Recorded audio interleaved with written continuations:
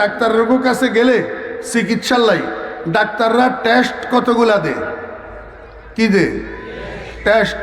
বুঝি থাকলে বলেন তো, টেস্ট দেওয়া ভালো না খারাপ? ভালো। টেস্ট দেওয়া ভালো।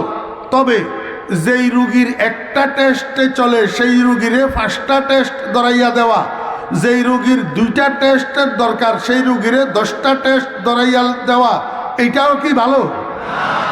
জি। যেই 10টা টেস্ট যেই রুগীরে ধরাইয়া দিছে সেই রুগীর কাছে টেস্টের কষ্ট বহন করার সামর্থ্য নাই, তাতে ডাক্তার মিয়ার কিছু আসে আর যায় না। তার দরকার হইছে কমিশন। যেই প্যাথোলজি থেকে টেস্টগুলা করে সেই প্যাথোলজি থেকে শতকরা 40% ডাক্তারবাবু কমিশন পায়। এই কমিশনের লোভে সে প্রয়োজন আর অপ্রয়োজন, সামর্থ্য আর অসামর্থ্য বিচার করে না। যারে তারে 2টার জায়গায় 10টা টেস্ট